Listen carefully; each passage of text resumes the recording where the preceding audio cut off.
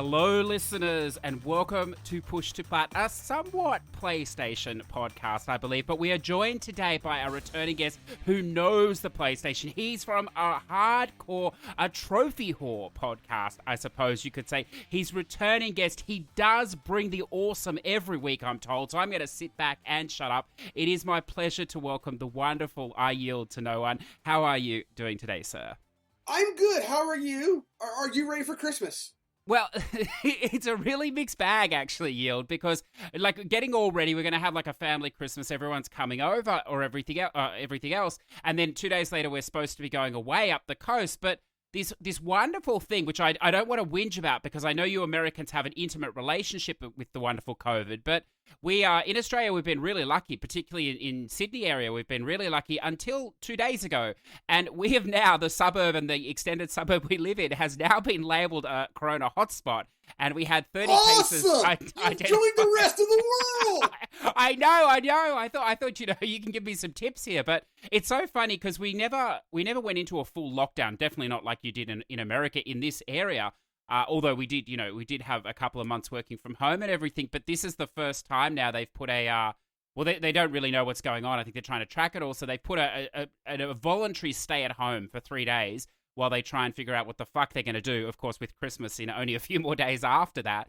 Yeah, good luck with that. A bit of a nightmare, but I mean, we can't, I didn't want to say the number sort of 28 yesterday because I mean, 28 you get COVID in the US is nothing. I mean, that happens every second, I'm told, or something. Yeah. So. Well, see, honestly, you're on two sides of the coin. And really, that's how it is here in the States. You seem to be one that you believe that the virus is real and that you don't believe the government should be telling you everything or should be telling you to do everything they're telling you to do. And then you're the other side of the coin where, yes, I have to stay away from you. I have to wear a mask. You need to go get this vaccination because it'll save us all. Yada, yada, yada. And I don't mean to be insensitive if I'm sounding like that. I'm not. I'm the one I'm on the other side of the coin. I'm the one where if I get it, I get it. If I don't, I don't. I mean, if I know that you have it, I'm going to stay away from you, but I don't wear a mask unless I absolutely have to. And that's just my personal preference. When the whole thing started, you were getting so much misinformation. Or I shouldn't say so much misinformation, misspoken. You were getting so much information. One news group was saying, it's not necessarily as bad. And the other one's saying you have to wear your mask. And the other one's saying that it lives on stuff for a week. And then a few days later, everyone's changing their opinion. And then a few days later, we're all changing our opinion again. And then we've kind of narrowed it down to this and that. Well, by the time we got down there to where we're all kind of in agreement now, I had kind of... There were so many things out there. I'm like, none of y'all know what's going on. Or actually, all of you know what's going on. None of you know exactly hardcore what's going on. You're all just giving suggestions. So I'm kind of just going to live my life, and if I get it, I get it. And if I don't, I don't. And I'm not going to walk around and go, if I have it, I'm not going to walk around and purposely contaminate people. But on the same token, I'm going to go hang out with my family and my friends, and I already had decided that, well, going to like football games and stuff like that probably wouldn't necessarily be the best idea. But Thanksgiving came around, and they were like, well, you should all stay home for Thanksgiving. You really shouldn't go with the family. I'm like, man, screw that. I look forward to Thanksgiving and Christmas for the food and goofing off with your family. I'm like, I'm going. And granted, my family, there's only like 6-8 of us, but I'm like, I'm going. Unless I am sick, I'm going. And I did. I went to my mom and dad's, had fun. Same thing with Christmas. I'm going. I'm hanging out, and so be it. It's all you can really do. I mean, COVID saved life or whatever. But talking about first world problems here, Yield, because of course we were supposed to have everybody. We ordered this giant ham. So now, on the chance that not everyone can come, we may be eating ham for the next month or two, Yield. So I will be soliciting that's not a bad thing. No, it's definitely I not. love some ham. I may have to solicit some ham recipes from the greater internet. I think to mix it up. You might have to. I tell you what, man.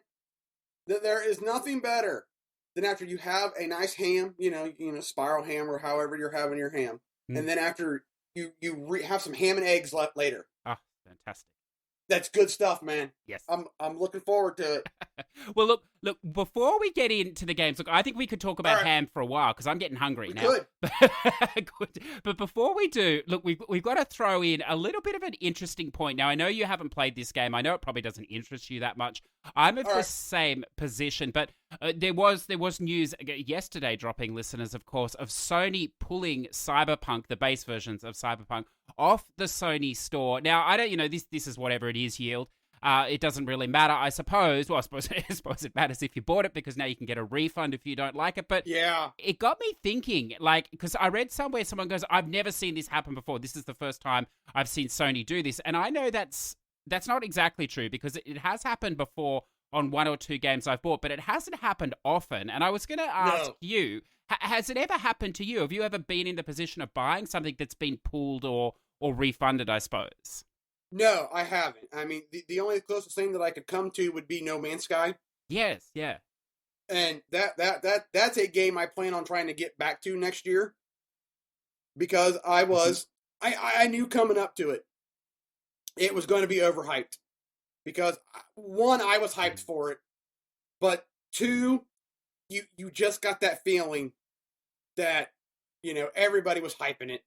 Everywhere you looked, Sony was hyping it. And it's just like, man, it's not going to live up to expectation. I just know it, and it didn't, and I was bummed.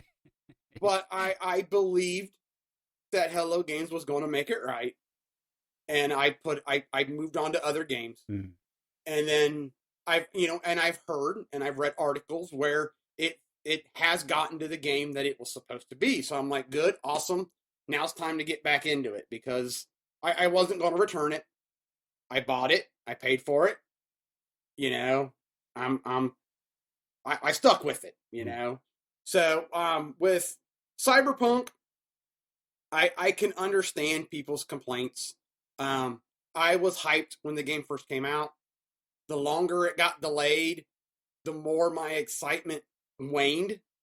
And then as we were coming up to the launch day, we were coming up to the 10th. I was like, man, I should pre-order this game because I was wanting to get it. I was hyped for it. We got to the 9th, and I had the computer open, and I'm like, should I pre-order it? And I was just like, you know what? I'm not going to. Something don't feel right. It sounds like it still ain't even ready. You know what? I'm just going to wait. I'll pick it up, but I'm going to wait. And then it rolls out over the opening weekend, and you're hearing that the 4 is having which was what I would have bought it for, it's having all kinds of issues. I text my buddy. I knew he had it pre-ordered. So I text my buddy. So this is now Sunday. So 9, 10. So this is the 13th. I text my buddy, and I went, are you having issues? I hear the game is having a lot of issues. And he was like, well, I'm only a couple of hours in. I've seen a couple bugs, but nothing that's borked my story yet. And I'm like, okay, well, that's good. And I haven't talked to him since to see if he's had any issues. And then now you see, well, we'll give some refunds. And then now Sony pulled it from the store. I feel bad for CD Projekt Red that it's come to Sony pulling the game from the store. I believe they'll make it right, but oh man, that's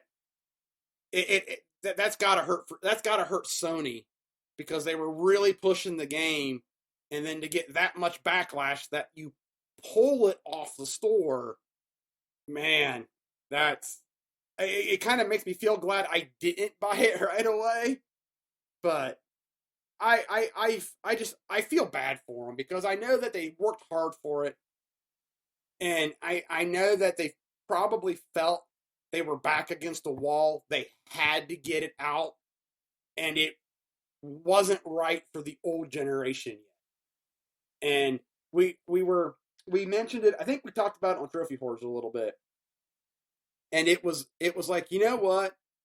If it's running fine on the 5 and the Xbox S, whatever they call their new big box, if it's running fine on them, then what they, in my opinion, what they should have done was go ahead and release it on those consoles and delay the older console and just be straight up, hey, it's not ready yet. And I think they were hoping the day one patch was going to fix it, and it didn't. So I feel really bad for them, but I mean, they got to make it right, or no one's going to give them. Actually, no one will give them another thought. Yeah, I mean, you're always going to have that mark by your name for a while that you did this, but I think if you make it right and you turn like you did, like Hello Games did with No Man's Sky, you make it right and you turn the gamers back around for it, then you won't get the, and excuse me if I use this wrong or upset some people, you don't get the Bethesda treatment where every game that comes out, you're like, well, how long is it going to take them to fix this one? I think they will fix it. I've seen some stuff that they've tweeted and that, you know, hey, we're going to make it right and we're going to do it. And I think last thing I saw something was they had like 3 patches in the works, and you're going to get this one this day and this one this day and this one the first of the year. And it's like, well, you know what? They knew it was borked and they're working on it. It's sad that you released it borked, but you're working on it. You're not sitting there going, whoop, it's out. I've got your money. Sorry.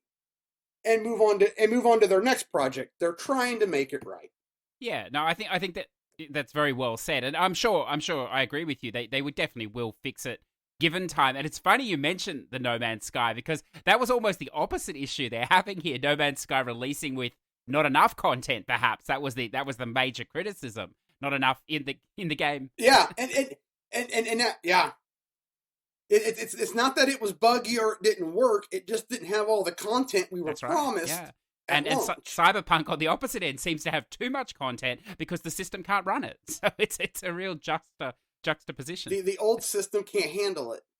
Yeah, that's right. But it is funny because the other thing I thought is, it's good Sony's doing this, it's Sony quality control or whatever. But the fact of the matter is Sony let it on the store in the first place. So obviously they didn't really test it very well, or they would have known themselves beforehand. And then another interesting thing, and I urge listeners to read it because we're not going to dwell on it, but it really does sound like CD Projekt Red is almost running as a 2-tier developer now, in that the developers, obviously there were many people working on the game, but there's a really interesting article that's been written, came out this morning, I read, and it talks about a meeting they had only yesterday with the higher-ups in CD Projekt Red, just basically saying, what the fuck was going on? We were led to believe the game was ready when we released it. So obviously they were all piecemealing sections of the game, and even they didn't realize the state the game was in on these systems. So it sounds like some interesting times ahead for them. But Yield, you've got to remember that if anything, this is just showing that they are now a AAA studio, because they're now in the likes of, as you mentioned, Bethesda and EA and Ubisoft. I mean, all these companies are used to releasing broken games that they then go on to fix later on. So if anything, this is a welcome to the AAA space, I suppose. Yeah. There's not much you can say to that, is there? No, there's not. I mean, it's like I said, it's disappointing, and it's a bummer, because when you've got a big game like that, and it's hyped so much, especially like with No Man's Sky, I made the comment of, No Man's Sky was an itty bitty game. They were doing Joe Danger, and they were which I loved Joe Danger, absolutely, and they were what, 15, 20 people. Maybe. Yes. I mean, they weren't a very big studio.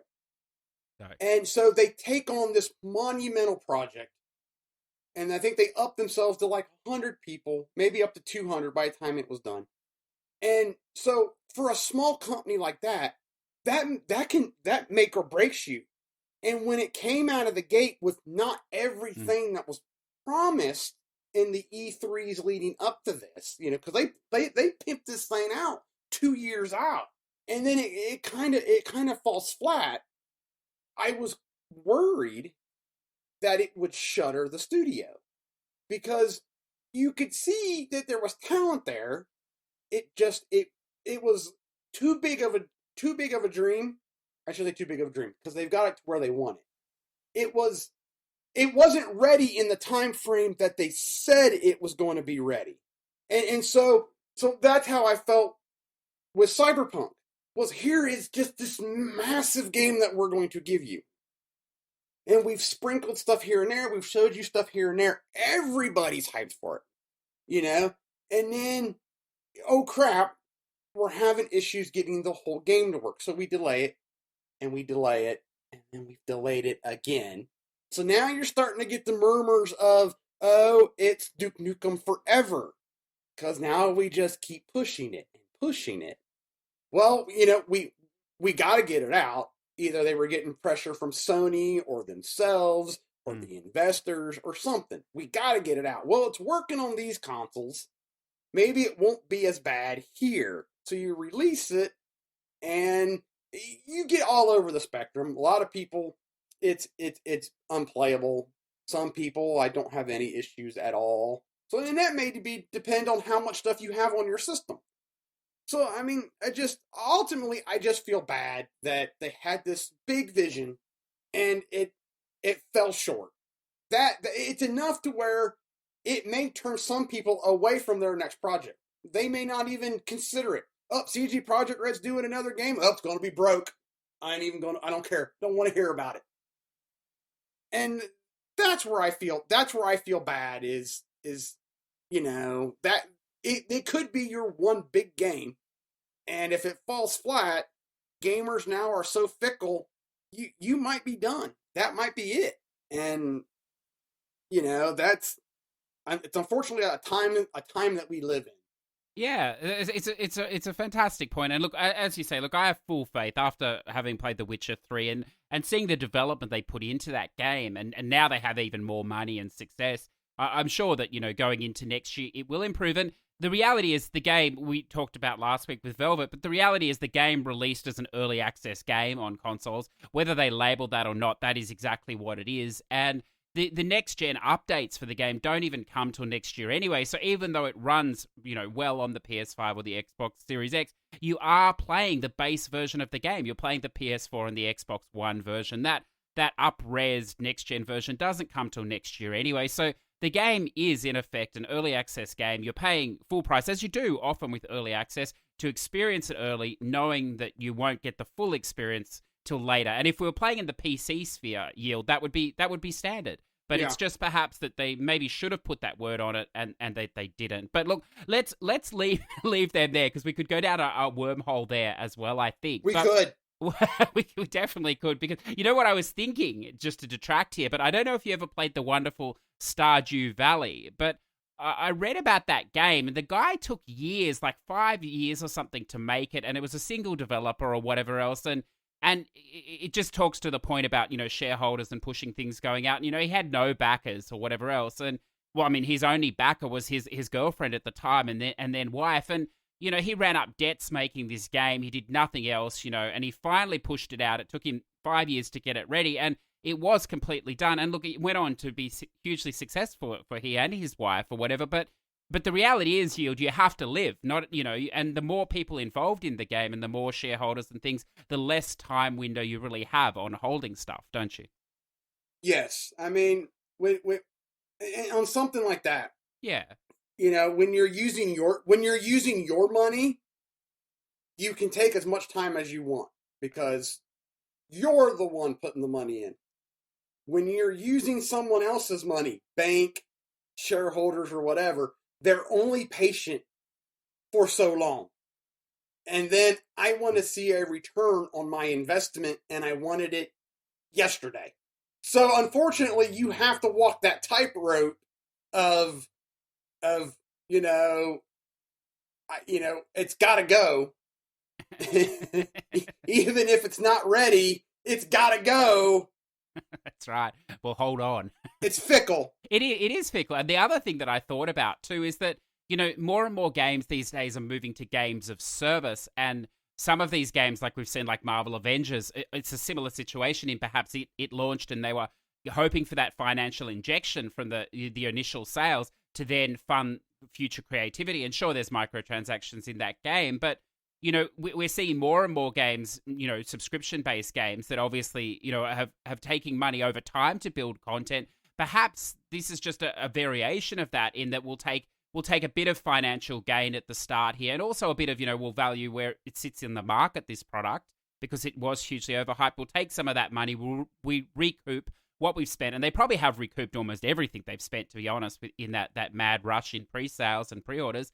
And then the second wave next year will just increase the money, which we'll invest back into the game. Can't argue with that. So look, why don't we shift across now then to some of the stuff you've been playing recently? I'm very eager to hear about some of this stuff. And I would like to start, we talked a little before we started about Alpha Protocol. Now, this is a wonderful throwback, Yield, a PS3 title. Now, we talked a little, I want you to tell me a little bit about it, but it's also, I noticed, I know this doesn't really affect you, but it's a 2.9% rare platinum. So, it's an area that I don't play in. Can you tell me a bit about this game, but also maybe is it tough, or what makes it so tough, if it is? So when the game first came out, I love James Bond. So anything kind of espionage, I'm like, all right. So the game came out, and the easiest description was your choices were Bond, Bauer, or Bourne. Bond, Bauer, Bourne. Those were your three choices. And I'm like, well, those are perfect. I 24 was in like its first season. I really liked Jack Bauer. Loved James Bond, and I enjoyed Jason Bourne. Oh, this is going to be fun.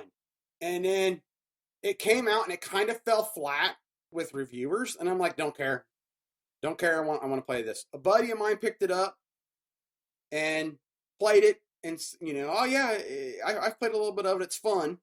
And then so here we are on the 4, and we're about done with the 4, and I'm like, man, I never played that game, and I've really been wanting to play it. So I'm like, dude, I want to play that game. Let me borrow it. He's like, all right. So I started playing it, and it does. It's got it. The combat's janky. And not like broke janky. It's one of those games where it was like, man, if we just spent a little bit more time on polishing this, this would be just the bee's knees. I mean, it would just be awesome. So, but I played the game. I enjoyed it. I enjoyed making my choices, and it's not as simple of, well, all my answers are going to be Bond, and I'll get everything I want. You really, at least how I played it. I always play my first playthrough as if I was this character. How is, almost like an actor. How is the story leading me? Am I supposed to be a badass? Am I supposed to be sneaky and dirty? How do I feel the story wants me to play this game? And then a little bit of how would I personally play this if I was this character? So I mold those two together. I'm playing the game, and I'm suave when I need to be. I'm Bond, and I'm a Bauer when I need to be forceful, and I'm Bourne when I need to be, when I feel I need to be. And I'm going through, and I'm playing the game. I'm enjoying it. Couple of my instances, I had to hurry up and make an answer. So I'm like, that one! That button looks good.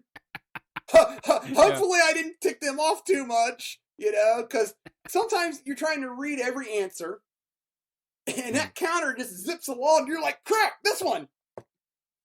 I don't want the game to pick for me. So, but no, I enjoyed it. Played through the game. Yeah.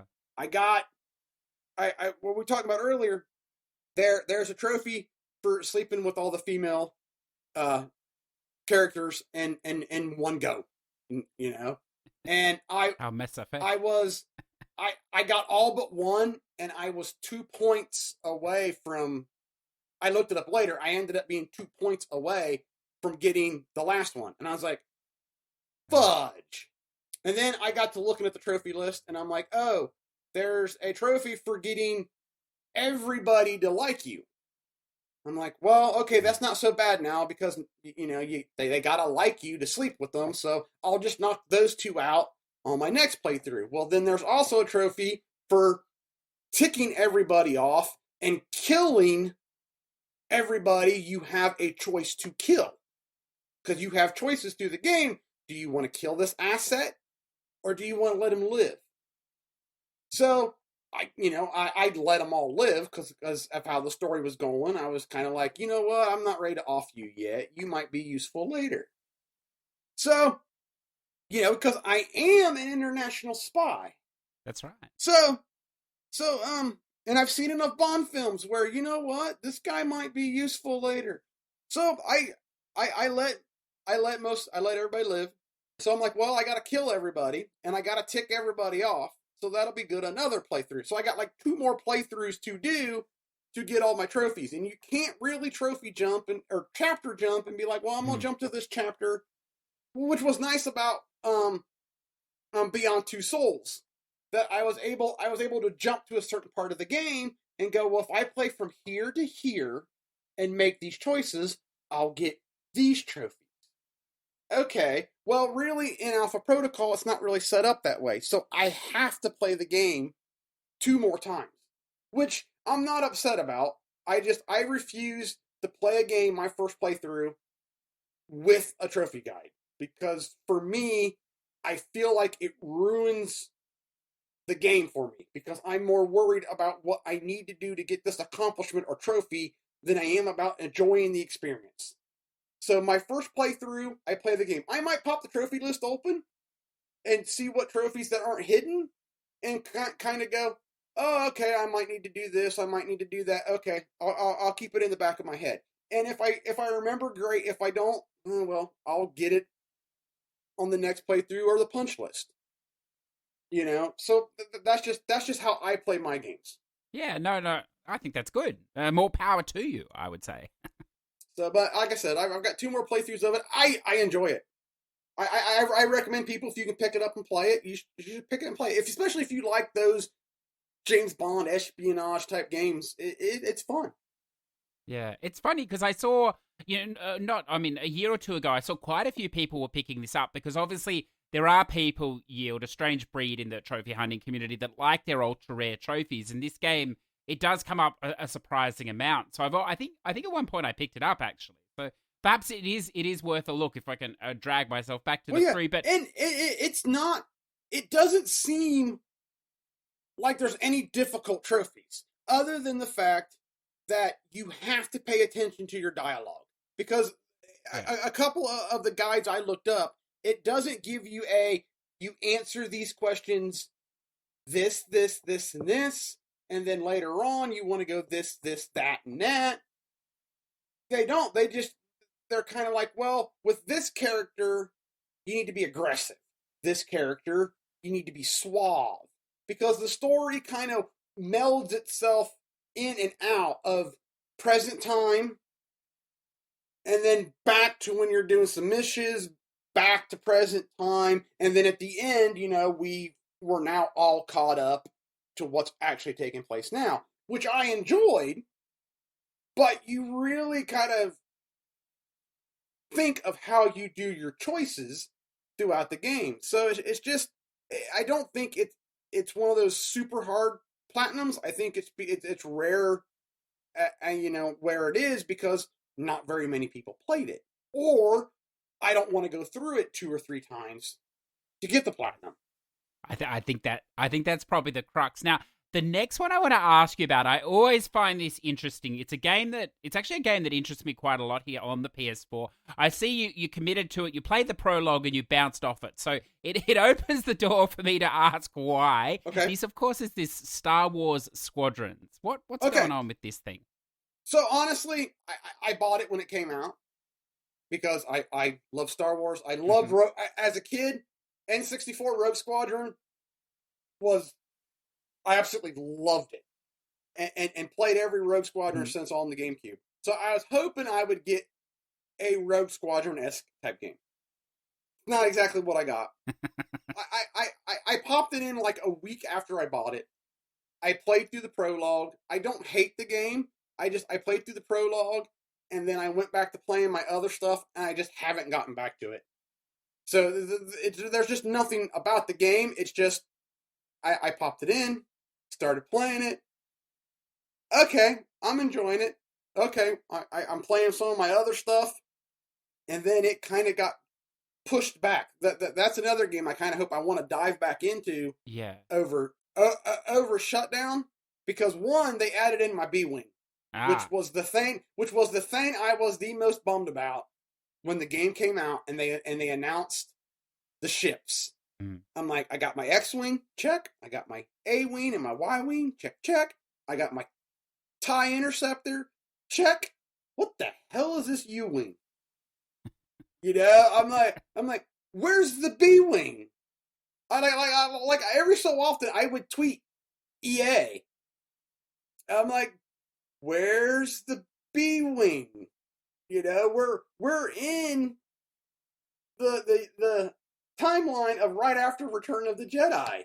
The B-wing is very relevant. Where is my B-wing?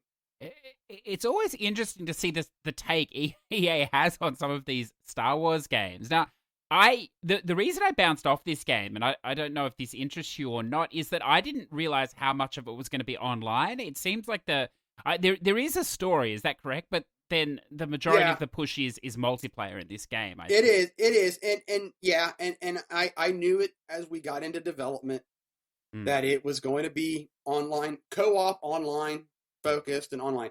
And then when I don't look at trophy lists. No, this trophy list came out. I looked at it. And sure enough, vast majority of the trophies are all online. So immediately I went, well, seriously doubt I'm getting this platinum. because and a lot of them have to do with ranked battles. Yeah. And I'm not a ranked battle kind of guy. I'm casual at best. Yeah. I just want to play it. And so I've already put in my head, I seriously doubt I'm getting the platinum. I'm going to play through the game, and I'm going to enjoy the single-player aspect to the best of my ability. My brother has it, and a buddy has it. There might be some times where we try to hook up and do the co-op against the AI, because you can do that. And so, we might try to do that. But other than that, I just got it because it was Star Wars Combat, or Star Wars Space Combat. And I really love that part of Star Wars. And like I said, I played Rogue Squadron as a kid and just freaking loved it. And that's what I wanted. I wanted Rogue Squadron. I wanted let's throw in some of the story missions or the movie missions and let's be unique. I think it may have been either Rogue Squadron or Rogue Squadron 2 for the GameCube. Yeah. And they had these missions that weren't your typical cookie cutter. Okay, well, here we're doing the trench run. Here we're doing the Battle of Hoth, which I can get tired of the trench run. Battle of Hoth, I'll never get tired of. But every Rogue Squadron game was having the same movie runs, which I love. But when you're on your third or fourth game, it's like, okay, I don't need to see these in every game. But the second one had a level, and I still to this day love it. You started off fighting a Star Destroyer. And so you're fighting off the TIE fighters. You gotta destroy the Star Destroyer. So you take out the shield generators. You gotta go underneath, destroy something else, and then now you can attack the bridge. So you end up winning. Star Destroyer goes down to the planet. You're like, F yeah, always wanted to take out a Star Destroyer. Super awesome. You go to load the next mission, and they're like, well, it crash landed on the planet, but not everybody is defeated. You need to go down there and finish wiping them out. And you're like, what? And so the mission starts, and you're like patrolling a coastline, and you come around you come around the coast, and here's the squadron of TIE fighters. Don't even see you. So you're able to kind of just cruise in behind them and lay them to waste. And then, so now you're fighting the remnants of who survived the crash landing and taking out the rest of the Star Destroyer. And it was just really cool because it was like, well, this was never in any of the Star Wars movies. I liked it. You know, it was like a 2-part mission. And I'm just like, these are the Star Wars space battle games that I want. It's just, you're on this planet or this system fighting the Empire. Now we're over here. Here we are, you know, we destroyed the Star Destroyer, but now there's something we got to do now on the planet. And you actually felt like a squadron for the rebellion. Maybe this game will feel more like that once I get into the single player, but I wasn't living up to my dreams of that because I don't know. I liked Factor 5, so I was heartbroken when they broke up. Yeah, no, I can understand. It's funny though. You may still get your wish, because I see that EA last year they actually extended their licensing with Disney for Star Wars into 2023. Obviously, you know, before COVID, so perhaps that'll hold it down. But I mean, it's funny you say that because all their earlier titles, their Battlefronts, they were so online focused or whatever else, and they really didn't do anything with the single player material, of course, until Jedi Fallen Order, which I think you quite enjoyed, didn't you? That's really the only substantial single player game they've made over this sort of, you know, potentially 10-year licensing arrangement, I suppose. Well, we've talked on Trophy Horse.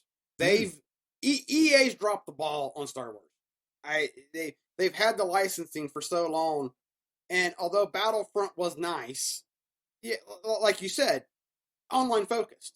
People love that because it sold, but there is a viable home for offline, single player, even couch co-op Star Wars games.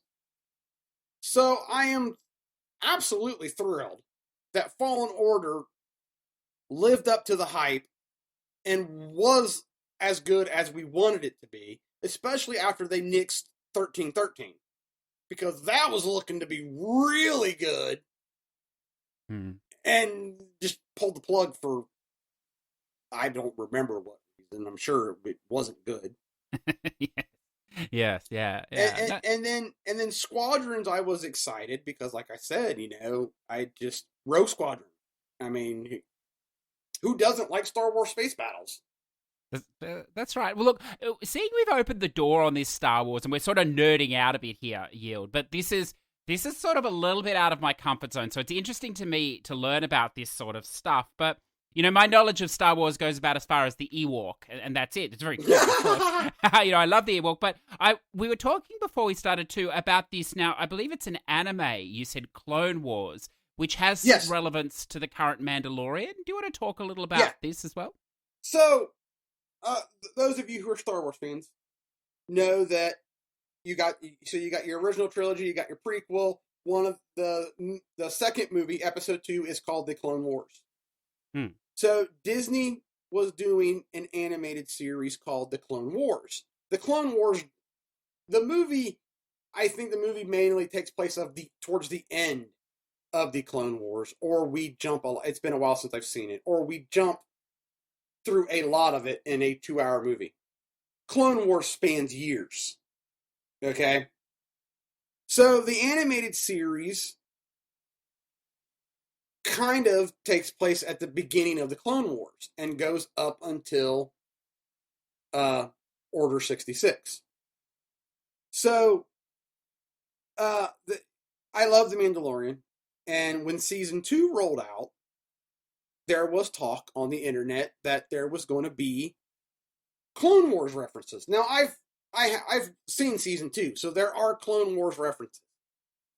And I was like, you know, I would like to, one, I like to know these references. And 2, I had heard a lot of people say the Clone Wars is really good. So there are 7 seasons to like 22 episodes a season. So I started watching the Clone Wars. I'm almost done with season 1. And it is good. the storytelling is really good for an animated series. So I just want to make my way through it, and then when I watch season 2 again, I'll know more of the references, and even a lot of the references that I didn't catch or didn't know said person or said event was in the Clone Wars. Now that I've seen it, I'll be able to go, oh, now I get it. Because I always hate being that guy of, okay, I know that's a reference to something, but I don't know what we're referencing. But we got to be referencing something. So, and it always bugs me. So I'm going through the Clone Wars to watch it, and it's really good. If you like Star Wars, you'll enjoy it.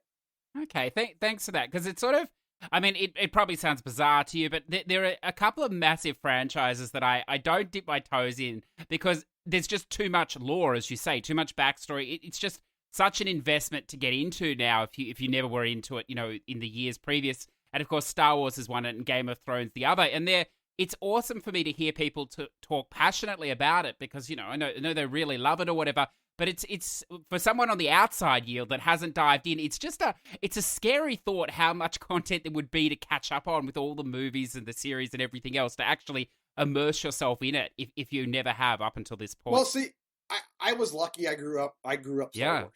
Yeah. So it's always been a favorite of mine. We had just recently, the last 3 months, maybe 4 months, my niece wanted to get into Star Wars. Her friends were big Star Wars, nuts. They were always talking about it and making references. And she's like, I think I'd like to watch them. I'm like, well, then you need to come over and you need to watch them with me. So she came over, spent the weekend with me. We binge watched all 9 movies in one weekend. It was awesome because I grew up. Okay, so here's my opinion, in my humble opinion. The original trilogy is the best trilogy. Empire Strikes Back is the best of the Star Wars movies, and you're not changing my mind. I can imagine there's somebody out there with their fists raised shaking, but I don't know what for. But I'm sure there is. I'm sure there is. Rewatching the trilogy, I was never a fan of the prequels, and I didn't hate them. I wasn't a huge fan of them. There were parts that I liked, but overall, I thought it was a disappointment. After rewatching all 9 movies, and we watched them the way you should watch them.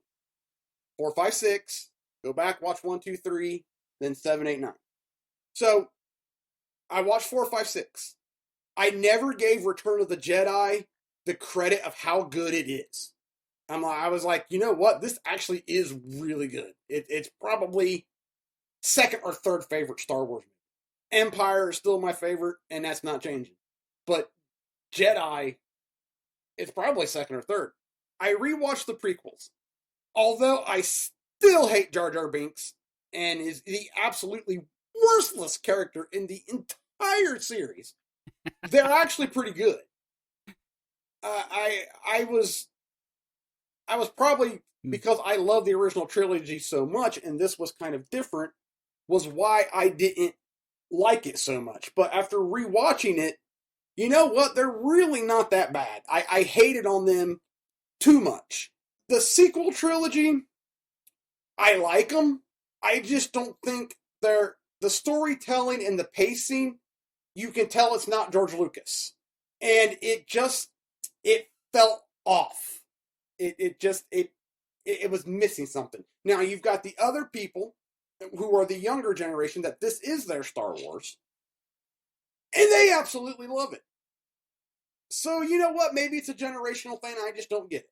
But that's just my opinion. But The Mandalorian, I absolutely love.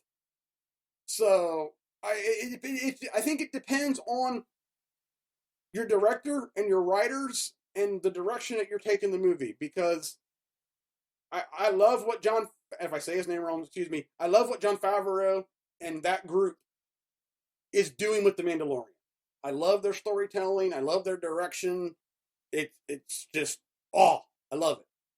I like that. Well, look, listeners, this is a PlayStation podcast of sorts, so we will come back to that. But that was fascinating. I will just drop out a cringeworthy thing. The only thing that I really want, I suppose, Yield, from Star Wars is I would love an Ewok village, or actually, no, even better than village, an Ewok farming simulator.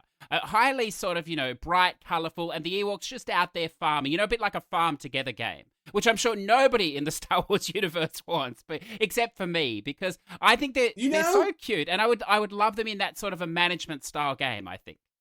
I think you could do that as long as, and you got to stay true to Ewok form. we got to be on, we got to have the tree huts. Yeah, oh yes, definitely. And the teeth, they're kind of vicious. Well, yeah. I wouldn't turn my back on one. No, that's right. Now, talking about interesting choices of game, before we move to the crux of today, the topic, I have one more here I want to ask you from your list. I've played this game. This game, it's really fun, but it's also incredibly grindy. It's a big map. There's a lot going on, and it sort of juxtaposes the hilarious and the fun blowing up of just random shit or everything, I suppose, with an insane amount of collectibles and stuff, if that so interests you. How is your time going with this Just Cause 3?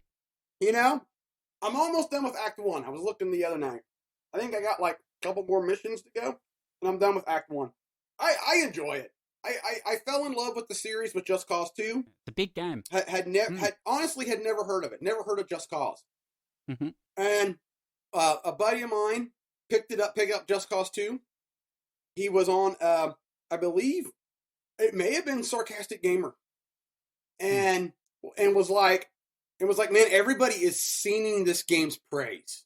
He's like, I need to play it. So he picked it up, he played it, and he calls me up, and he's like, dude, you need to come over here. This game's amazing. I'm like, well, all right, fine. So I go over, I play it. Oh my God, the game was amazing. You got your tether, you're blowing shit up. I was like, oh, this game is awesome. So I picked the game up, I platinumed that game, and it is kind of a slog because with Just Cause 2, you had to liberate 75% of the towns. And there's a crap ton of towns in that game. So I'm playing through the game and I'm enjoying it. I'm blowing stuff up. I'm finding collectibles. I'm trying to clear the map as I go, so that way when I do beat the game, there's not as much punch list and a slog to go through. The one thing I haven't done yet is collect a lot of the cars. Eventually, I need to stop and start collecting cars, or otherwise that's going to be a slog for me. But I enjoy the game. I've had it for a while, and I had been playing so many open world games that it was just, I know what I'm getting into when I get into this game, and I just didn't want to get into that type of open world game. I think I had just finished Mad Max. And Mad Max took me a while to play. It was one of the games I would start, stop. And I'm just like, I know, you know what? No, I'm not ready for that kind of open world game yet. And then some buddies were over, and it's like, you know what? Let's pass the controller. So I fired it up, started playing it, and it's fun. The story's engaging, in its own way, and you get to blow a lot of stuff up. Yeah. No, look, I totally agree. And it's funny you mentioned that Mad Max, because, of course, that game recently was given away on PS Plus. So I know a lot of people have come into that game more recently. And it's funny because that game is made by Avalanche Studios, the same people that make Just Cause as well. But I played a substantial amount of that Mad Max game as well. Aside from the story, which was quite good in that game, I thought that game was a bloated mess with, not necessarily a lot to do, and you were just doing the same thing. And then when you come across to Just Cause 3, and look, I tried to play 4 and I bounced off it because the mechanics are a little bit different at the start, but, that is what it is. But with 3, I really enjoyed because, yes, there's, as you said, there's the cars, there's a lot of challenges, there's the liberation, there's the collectibles, there's a lot going on, and the overall story is quite long. But I thought, overall, it's a much better game, or at least from my perspective, a much more fleshed out game. You are right. So my buddy and I, another buddy of mine, were talking about this. We've when we go to his house for our video game gatherings, we've played through Just Cause 3, and I think we just beat Just Cause 4 in November. Mm. So we were sitting around talking as we were waiting for the game to update and install on my system. We all agree Just Cause 3, between 3 and 4, Just Cause 3 is a better game. Mm. Just because of your gun mechanic and what you can do, and the fact that you've got Just Cause 3, you've got a detonator. You can place the little bombs on place and then walk away, hit the button, and everything blows up. Just Cause 4, you didn't have that, and you realize how much you relied on those little detonators to help cause havoc. So, Just Cause 4, when it came out, concerned me because of how quickly it came out on the heels of 3. It only seemed like it was like a year between announcements, and I'm just like, that's not like this game. This is like a 2-year cycle game. And I've played 4. I enjoy it. It takes a little getting used to at first, but I enjoy 3 a lot better because 4 just seems to be. I know they were introducing 1 or 2 new things, but it doesn't seem to have that overall fun. Like 3, when you go into a town to liberate it, boom, here's your little list of things you need to do to liberate this town. Blow up fuel tanks, destroy a statue, propaganda, yada, yada, yada, blah, blah, blah, blah. Here's what you got to do. You got to get rid of this stuff to liberate it. Okay, that's fun. Just Cause 2 was kind of the same way. You came into a village, you needed to remove the occupying force, and then it was liberated. Just Cause 4, you walk into a town, ta-da, you found it. The only way you officially checkmark it off that it's done, it's not really ever liberated, but it's done, is when you do all the challenges in the area. Then that town is done.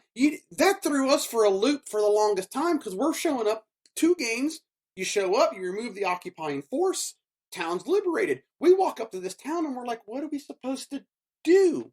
Where are the things I'm supposed to liberate? Everyone's walking around, And then the tutorial was bad.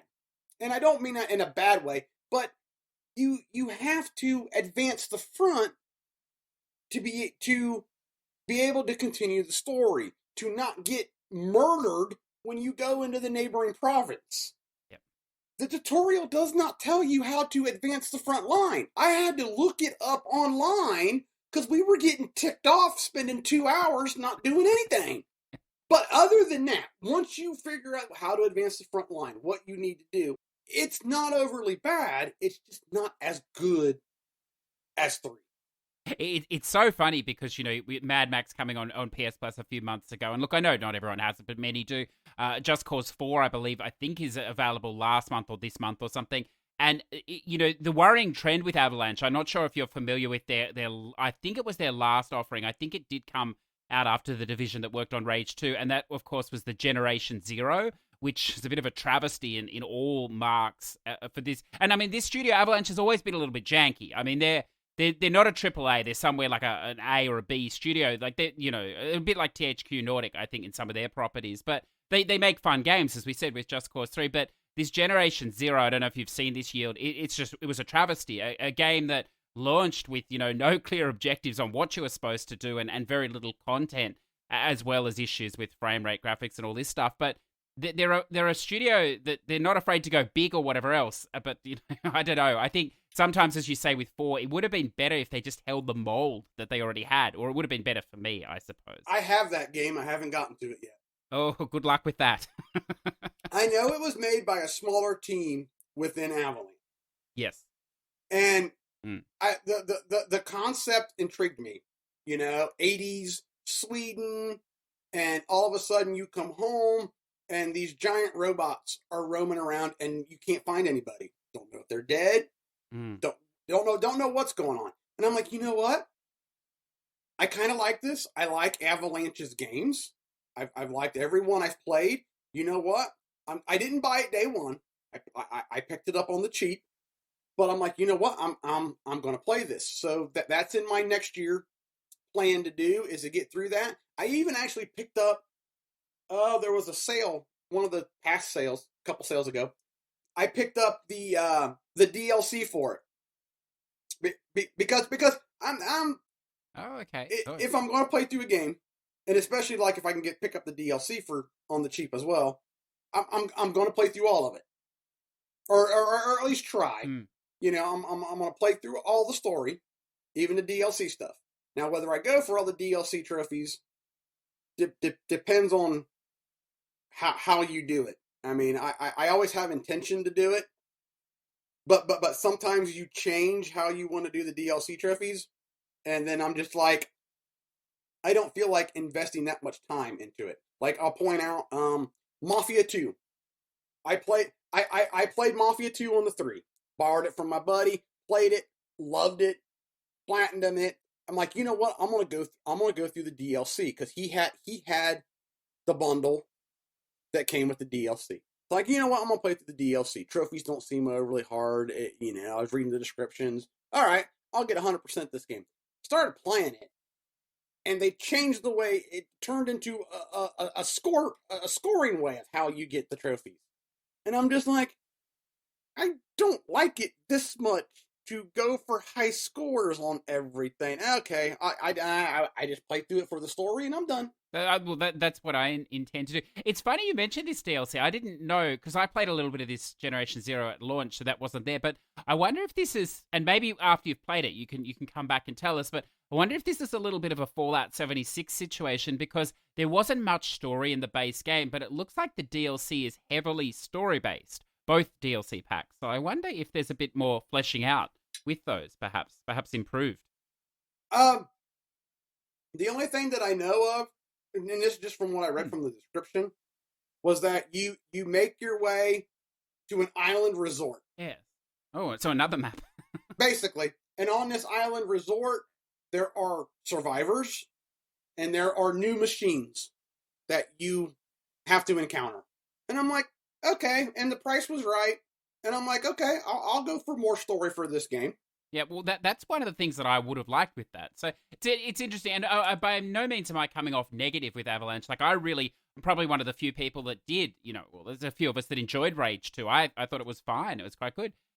I haven't played that yet, but I wanted to. But again, I've got so many open world games in my backlog. Yeah. It's one of those, I will come back to that because I'm just like, you start to play too many. I don't know if you're the same way. You play a lot of open world games, and the story in an open world game might be anywhere from 10 hours to 40 hours. But there are always so much collectibles in this open world that eventually, at least for me, I get open world burnt out. Of course. Yeah. To where I kind of just want a lineal story. Here we are, we're on rails. I'm happy now. Because you get burnt out, and then you feel like instead of enjoying the game or enjoying the story, you're like, oh, I gotta play this open world game again. That is so true, because these open world games that like I'm messing around with now, the Immortal Phoenix Rising, which I don't want to dwell on because I did listen to briefly one of your episodes on Trophy Horse, and I know that Sir Alex there, he watched all the trailers, and I heard that game trailer was on every one or something. So I know that's a tender issue for some people, although it's quite good. A game, but is it good? Because I was interested in that game.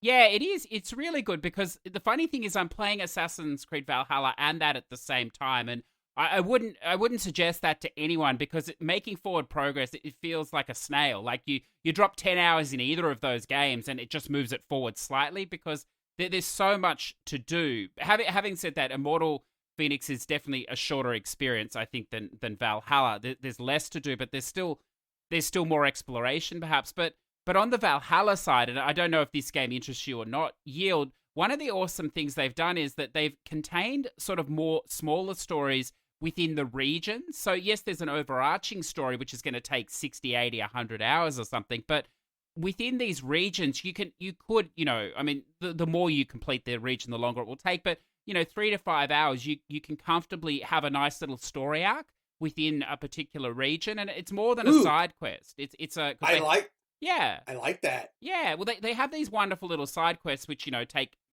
5 to 10 minutes, but then that are separate again. But then this overall story, and it's very respectful, because the biggest problem I have, as you say, with open world games is that you do a bit of story and then you spend 5 hours doing all this other shit. Then you come back and you're like, what the hell is going on here? Cause where am I at? What am I supposed to be doing? That's right. And, 5 hours to some people, like that's the next day, or that's the same day for gaming. But for me, that could be like a week or 2 weeks, the way I sort of play all over the place. So it's really hard to keep Why that am I thread. supposed to hate you now? Yeah, that's right. It's very much like that. Yeah, I agree. So why don't we shift across? Okay. Because obviously this episode is coming out just before our final episode of the year, where we're touching on the listeners' top picks, if you like, for the year, games they've enjoyed. But I'm really interested, because you play a lot of games that I don't play, or whatever else. We quite complement each other here, I feel. But I'm interested in what your sort of favorite games were for this year. What have you really enjoyed? So I'm scrolling back through, looking at what I played. Started off the year with Medieval. Yes. Which I enjoyed it. Never played it before, saw it was being remastered. I'm like, you know what? I've realized I was like, when like Ratchet and Clank and Spyro and Medieval, games like this came out, I was at the point in age of where I could play the more adult games. So I was at that age of, that's too kiddie for me. I'm playing the adult games, and I never gave it a look. And then I've heard people speak so fondly of these games that when the remasters kind of came out, I was like, you know what? Maybe I should give it a try. Especially with like Ratchet and Clank. A couple of guys I podcast with, they just spoke so highly of it. And I played all for one. Got it free for Plus, played through it. And a lot of people, if you read on the internet, they dislike that one. It's the weakest one. They hate it. I like it because that introduced me into Ratchet, Clank, and Nefarious. And I'm like, oh my god, the writing is so brilliant. It's hilarious. You know what? I need to go back and play the other games. And I did. And I've played every Ratchet and Clank game since. Yeah. So I've kind of realized that, you know what? Maybe I should go back and play these games. My wife got me the Spyro remastered for my birthday. So I'm going to start playing that next year. And I played Medieval at, the first of this year. So I'm realizing that some of my game choices I skipped out on, and I shouldn't have. So, back to what I was talking about. I played some Dragon Ball Z Kakarot. I enjoyed what I played so far, but that's because I'm a Dragon Ball Z fan. I mean, if you're not a Dragon Ball Z fan, you're probably not going to like it. Yeah, I played, just to pick up on that, I played a bit of this game as well, and not knowing anything about the anime or whatever else, I would definitely echo that. It's kind of fun, but it's very reliant on you knowing the story, I think, and having affinity with it. Yeah, it does. It does, because where it picks up in the story, if you haven't seen it, and you're kind of playing it, I mean, you might enjoy the fighting, you might enjoy what's going on, but you kind of don't know what's going on. Where at the anime, you're like, oh yeah, I remember that guy. Oh, it's fun. Yeah. Let me scroll through here. See this. I played Extinction, and I know I talked about this the last time I was on. It's not necessarily my favorite game, but I enjoyed it just for the fact of killing giant ogres. You get a chance to, if you just want to spend time killing gigantic ogres, and yes, it's rinse, repeat. The stuff you read on the internet is, they have legit arguments or legit complaints, and it's true. But you just want to kill giant ogres and whack off their head and their limbs, I absolutely recommend getting it and just playing it, because you're a dude with a sword and you're killing giants. What more could you want in this day and age? What more could you... Exactly. You know what? I'm not going to let you jump over one of the greatest racing games released on the consoles this year. Now, I know you enjoyed this as well. I very much enjoyed it. Of course, the wonderful Wreckfest. We had to wait for it, but it did finally appear earlier in the year. I see you got to play it, and it was a great game, I thought. Oh, I loved it. I was hoping for more of a when it first came out, a Demolition Racer PS1 game. It's not like it, but it is a kind of a, I won't say a spiritual successor, but it's pretty doggone close. And I enjoyed it. I beat the game actually last year, and I was like, you know what? I'm close to the platinum. The hardest thing for me was getting the wins online. So I sat down, knocked out the wins online. I think shortly after the first of the year. And then I'm like, okay, let's finish out this trophy list. So I got the platinum this year. I actually beat the game last year, but I enjoyed it. I need to get back because I know they've added some more tracks, and I should get back just to play the tracks. But I liked it. I like destruction racing like this. You can be aggressive, but you can't be too aggressive. It's funny because there's a real vacancy on the consoles for these sort of games. So this is clearly the standout in this style. It is, and it's just like there needs to be more of this. Yes. I mean, right. Most of the reviews I saw and the people who I saw talking about it speak highly of it. Yes. So so I guess my recommendation is if you like racing games, I mean, unless you're a hardcore simulation racer, if you just like racing games, especially arcade racing games, you've got to play this. Yeah. And it's funny because, to detract a little bit again, but THQ Nordic, they've been, and again, they're the publisher here, but, it's unclear how closely they are. They're also the developer on some of these things. But they obviously had a hand in Wreckfest here, but a lot of their games that they've been pushing out, like the Monster Truck one and the Monster Truck Championship recently, they're not great games, but this one really was. So I hope they move more in this direction, because I know you're a fan of Monster Truck too, and it would be wonderful to get a good Monster Truck game in this sort of a style, with this graphics, with this smoothness, which has eluded them to this point. Bugbear was the ones that were the developers. I believe they're out of, is it Switzerland? Mm-hmm. Iceland? I don't know. Anyway, it's not a place known for developers. And they're the ones that did it. And it started out, I don't know if it's quite started out as Kickstart. And it was going to be PC. They were going to bring it to console eventually. Started out in early access. Yes. And it kind of, it grew. They knew what they wanted to do. It started out small. It started out on Kickstart. And it kind of kept growing. And like you said, and they would release a little bit to the PC community. Here you go. And then they announced their plans that we are going to bring this to console. And even before Kickstart was done, we are going to bring this to console. And, I'm like, oh, hook me up. And but it was one of those, console had to wait. They straight said, and they even delayed it once, we are not putting it on console until we know it works. And, and then it was live on PC long before it was on console. They're like, it's not ready for console. And so they kept working on it, and PC kept getting updates and all this. And I know console people were getting mad. I'm sitting over here going, you know what? I've got plenty. I want it. Shut up. Here's my money. But I've got other games I'm playing. You know what? Take your time. So they kept working on it. And when they released it, they were like, oh, and by the way, all these updates that you've seen PC gets or has gotten, you're going to get them on day one, because both the PC and the console version are going to be the same going forward. And I was like, oh my God, that's amazing. So I loved it. It was a fun game, met my expectations, probably exceeded them. And like I said, if you like racing games, especially arcadey racing games, you need to go play this, because it's fun. And the only thing I wish they didn't do was region lock. Yes, with the online. That is the only thing. So I do tip my hat to you that you did that legitimately, and you didn't boost like I did those trophies. I was going to try. Yes. And I was like, well, I can't boost. I was. You and I had talked. You know what? We're going to boost this bad boy. And then they region locked it, and it was like, darn it. I'm like, well, okay. Let's see if I can do it legit. And a couple of nights, I got into a room that there was only like 4 or 5 guys actually in the room. Yes. And I was able to be the best of the 5. And I'm like, you know what? Let's just keep doing this until too many people get in the room.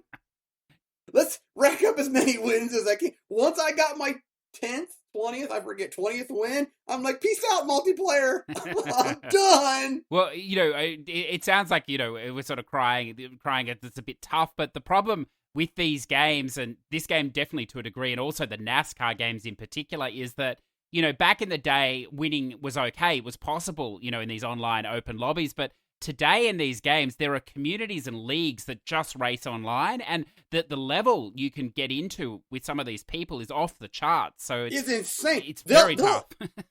You think you got your car pretty good. Most of the AI, you're whooping on any difficulty. You get online, yes. and they leave you in the dust. And you're like, what are you doing differently? That's right. When I'm already behind before we've even started, I know we're in trouble, Yields. Exactly. Now, it's just like, I don't know what to do. Where should we go to next? Okay, here we go. So, Extinction. I played Mud Runners. Not everybody's going to like it. I enjoyed it. It was a nice little relaxing game for me. I hope I get Snow Runner for Christmas. I'm hoping my wife gets that for me. I replayed through The Walking Dead while I was on quarantine because I always wanted to finish Clementine's story, and my choices were tied to my 3. So I wanted to replay it. So my choice, I know that in Walking Dead, your choices don't really matter that in the sense because they've got their story they're telling. But still, I wanted my choices to matter, as I'm using my air quotes. I played Michonne, which I thought was I haven't played 4 yet. Or not 4. I haven't played the final season yet. But I enjoyed Michonne a lot. I played some Far Cry Primal, which was the first Far Cry I ever played. Absolutely loved it. That's a great game. That's the one where they created a language, basically, I think, wasn't it? It was in this, yeah. Yeah, basically, you play as a Neanderthal. Yeah. And I'm like, wow, this is really cool. And I was talking it up on Trophy Horse, and they're like, really? That's your favorite? And I'm like, well, it's the only one I played at the time. That was my introduction into Far Cry. I had seen Far Cry. I played Far Cry 2 when we got it free for Plus, and it was hot garbage. I had seen stuff for 4 and 5. I watched my brother play some of 4, and I'm like, you know what? I really should give this a try again. A buddy of mine had Primal, Neanderthal. You're using bows and spears. It looks like fun, and it was. Thoroughly enjoyed it. Yeah, it's the only modern Far Cry game that is actually.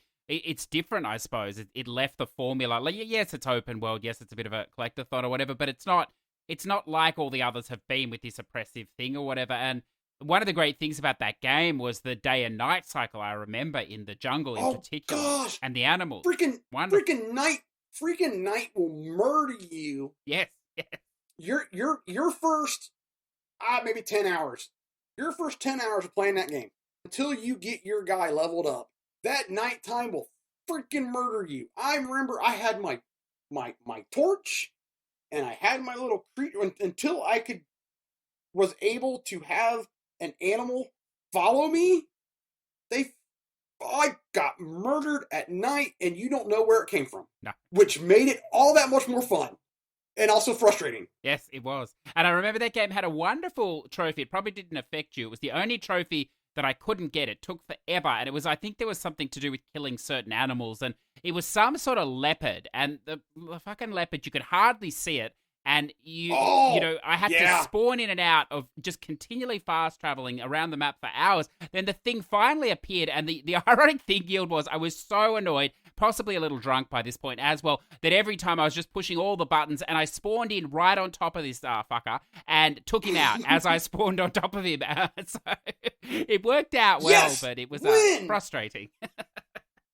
So, besides Far Cry, I finished out Trine 4. Which I love. I love the Trine series. I've been meaning to play that. I played Wolfenstein: The New Order, which I'd been wanting to play. Played it and really enjoyed it. Played the Ghostbusters remastered game because who doesn't love Ghostbusters if you were an '80s kid? Yeah. I played The Valley, which I brought up to you guys the last time when I was on the show. If you were looking for a enjoyable story, but a relatively easy platinum. Yes. The Valley, I recommend it. Yeah. And then that was about it. Yeah, Just Cause 3. Zombie Army Trilogy. I finished out that game this year. I need to go back and punch list and play on the most hardest difficulty. But if you like Sniper Elite games, you'll enjoy Sniper or Zombie Army Trilogy. So, with all that being said, favorite game I played this year. So we'll start from the beginning of the year. Jedi Fallen Order. I started at the end of last year and started it when it came out, and then kind of wandered off to play other games because when I started playing it, the combat is brutal.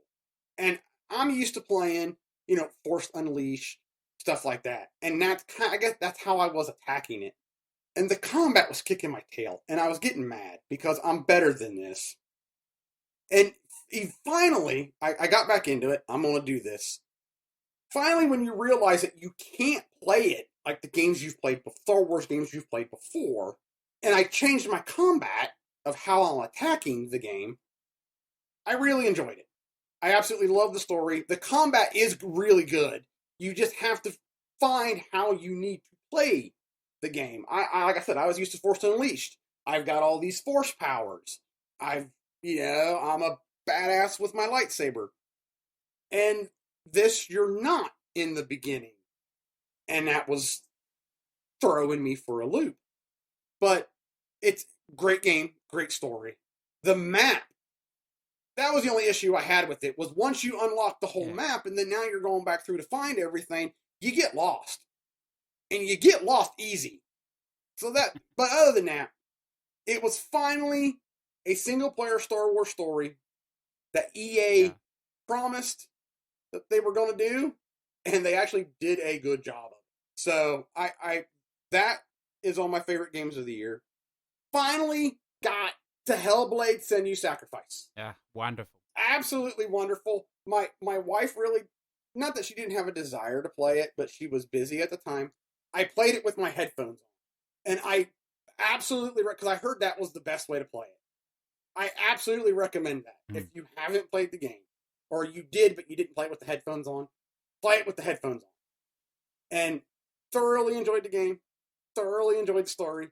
I still don't know what happened at the end. It threw me for a loop. but that's okay. Yeah. I'm okay with it. Thoroughly enjoyed it. The only thing I have to do now is I have to go back and I have to find all the lore stones. Yes. Yeah, I got to find all the lore stones, and there's no chapter jump, so I have to play through the whole game again, and I have to have a guide and re-find them all. And so it was one of the games that I'm just like, I'm going to come back to because it's not going to be one that I can just. I'm going to play it for a couple hours today, and I'll play a couple days later. You kind of need to do it in almost, I won't say an 8-hour chunk, but you need to do it on top of each other, not put it away and come back later. That's true. Yeah. And I mean, at the time of that game coming out as well, I mean, I know it's been out for some time now, but there was so much, well, not misinformation, but not understanding about whether if if it was a permadeath or if you died too many times, what was going on. And then without obviously talking about the ending, that would spoil it, but a wonderful ending mechanic as well, which, it trolls you in a way, I suppose you could say. And it's just wonderful. I'll tell you what, though, I died a lot in the beginning. Yes. And then so the black's coming up my hand. And I'm not overly worried yet because it's nowhere above my elbow. We're good. Then I hit my groove. Okay. We're doing good. Then we get to the end. And I start dying. Yes. And the black starts creeping up past the elbow, and we're getting on to the shoulder. I started sweating some bullets because it's not supposed to reach your head. Wonderful mechanic. And I was starting to freak out. It never reached my head because I didn't want it to. It's a wonderful... But I was starting to worry. A wonderful addition of tension in there. I like that. Yes, I did like that. And then so, the last game that I'm still currently playing it. But I think my game of the year, I mean, it's definitely the top of the three that I'm mentioning, is Ghost of Tsushima. I am in Act 2. I should be done with it by now, but like I said, I get sidetracked easy. I'm playing World of Warship Legends. I'm Rocket League. So I need to get back to it. My wife and I've been playing it. And she's been enjoying the story and the scenery. But Ghost of Tsushima just was everything they said it was going to be, and just I absolutely love it. It's a game. Tell you the truth, as much as I love it, they don't need to make a sequel, and I'd be absolutely happy. Yeah, I mean, there are a few games that are. I mean, I don't want to use the word experience because we tie that up with VR and these small, small experiences or whatever. But it's a game to be experienced, I suppose, because it's so much more than just a game. I mean, having that mechanic of the wind to guide you, having no HUD on the screen or whatever, it's so immersive. And to have that strong story in, and I'm a real fan of a game that breaks itself into acts, but the pacing in that game is fantastic because where you are at the moment, by the look, that is the largest act, Act 2, and it really accelerates into Act 3 through to the end. And it's a wonderful ride that it doesn't require you to do a whole ton of side stuff if you don't want to progress forward either. Nope. And I think for me, that's such an important thing that if I get hooked on the story, I don't want to pat every fox today. I'll come back and do that later. I just want to find out what's going to happen. And I thought it was wonderful, but then also a game that you can just stop on, a cliff top or whatever and look over, and it's just beautiful. And just watch the world go by. That's right. Yeah. A real experience to be had. Some of us talked about the whole wind mechanic, and I was like, you know what? I like what they're doing. I like going a different direction, with your waypoint, so to speak. But I'm like, it'll be interesting how it actually works. So, you heard them talk about it. And it's like, well, it'll be interesting how it works. And I really do like it. It takes a little getting used to. Yeah. Especially when you're on a mountain and it's saying, go this way. And you're like, I can't go that way. But once you kind of know that and get used to it, it's super cool. It's funny you mention that because I'm starting to realize in myself that if I really don't like some stuff in a game at the start, then I'll probably spend hundreds of hours in that game and love it later on, as opposed to the opposite. Because when I started playing this, I was like, I'm not going to keep, touching the touchpad to see where the wind is. This is just annoying or whatever. And then about halfway through, I'm like, I'm doing it all the time. I loved it. It was fantastic. It was fantastic to finally use that touchpad a bit as well. So just by swiping up. And I've always said that I love Sony, but some stuff that they add in, developers either don't know either don't use it correctly, or they just totally forget about it. And I like you said, I absolutely love how we're actually using the touchpad for something other than a pause menu or a map menu. It's actually useful. Did you know how you could a bow with the touchpad? I think you swipe right on the touchpad and he'll stop and he'll bow. Have you ever bowed at any of the signs that say bow? Yes, where you get the special effects. Yeah. You get the special effects. I absolutely love that. And then there was one time I did a random encounter. Came up to, I don't know if it's the Mongols or some Ronin. And okay, hold down triangle, boom, wiped out everybody. And I sat there and I bowed, whooped them all, cleaned my sword off, sheathed it, and then I bowed. And it must have been totally incidental because I've tried it several other times since then and it hasn't come up. Anyway, he bowed and he's like, your sacrifice will not be forgotten. And I'm like, oh my God, that was amazing. It is. It has a lot to offer, I think. I mean, it's an amazing for an open world game from them in this style, but I think it has things to offer Assassin's Creed in the future too, because even with the new game, one of the things is that it is still a point-to-point game. You're still running to these points to trigger things, and that game, the more you play it, Yield, random things will drop in and happen like that.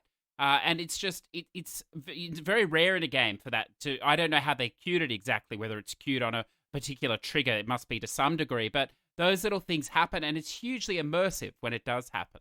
It is, like the whole bowing thing at the signs. I first did that, and I don't know which one I did first. May have been the dragonflies. Then all of a sudden, these dragonflies pop up, and I'm like, oh, that's freaking cool! And so now, like, every sign that I find, and you don't find, like, a super lot of them, but every sign that I find, I'm like, oh, gotta do my bow. The frog one was really cool, You bow down by the frog, and then all of a sudden, here comes, like, these hundreds of frogs out of nowhere. It's like, oh, that's amazing. This is what I love. If we're gushing about a game, it must be of high value. Yeah, and it's the little things that Sucker Punch did in this game that's just like, wow, that's really cool. Because they did this massive, pretty world, really good story, and you find yourself talking about the silly, dumb things that are your favorite. So what we might do there, Yield, if it's okay with you, is I might draw to a conclusion this conversation, because I think we could probably go on all day, but I do want to thank you heaps for coming on today and talking. You will be the final guest for Push2Plat for this year, this mixed year of 2020, and it's been a very enjoyable conversation, as it was last time, and I do intend to twist your arm into the next year with some of these wonderful games, because I do very much enjoy talking to you. And today, we weren't hugely sure what we were going to talk about, I suppose, but to spend time on Star Wars as well was fantastic and eye-opening and educating for me as well. So once again, thank you so much for your time, Yield. And of course, if anyone's living under a rock, you can catch him each week on the wonderful Trophy Whores podcast. I wish you a wonderful Christmas break if you can, and I look forward to resuming the conversation next year. Thank you so much. Oh, absolutely. You and your family and the Push2Plat community have a wonderful Christmas, however you spend it, and enjoy your new year.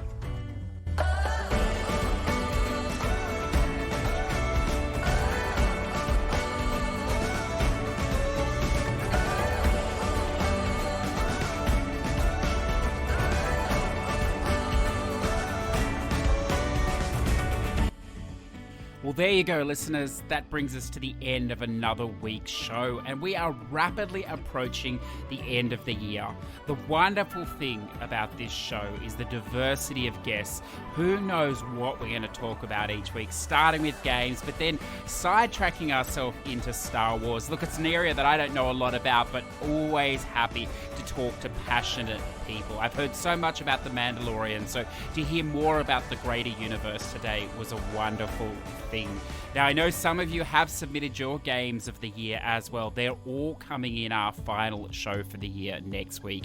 We'll be doing a bit of a wrap-up as well as the final shout-outs for this year. I know we've been holding them back, and I'm going to hold them back again today just to build up a nice collection for our last episode. Just before we wrap out today, huge thanks to all our Patreons as always, but to our newest Patreon, Diego, has jumped in at the Patreon producer level. I'm glad that you're with us in this family, sir. And look, I will continue to strive to produce content that is adequate, at least, for our listenership. Know that your support, as with all our Patreons, means so much in keeping this show, or Eccentric Wanks Fest if you prefer, alive week to week. Whatever festivities you're celebrating this week with whomever, be loved ones, family, friends, or look, even your children if you couldn't offload them somewhere. I hope that you have a wonderful day, a wonderful evening. It's been a very tough year this year. I've spoken to so many people across America that have been doing it tough, across Europe, even the UK, and I know even today in the UK it's still very challenging. Across the greater Sydney area at the moment, and of course our friends in Victoria earlier in the year. Perhaps we've been united by this common pandemic, but I like to think that we've found a wonderful diversion in the games that we play and the communities that we have around these games. I wish you all the best and look forward to coming back in 2021. Don't forget, come check out our Roundup show next week. Until then, be well, have fun, may the trophies fly every which way, landing on your account. Merry Christmas from Push2Plat.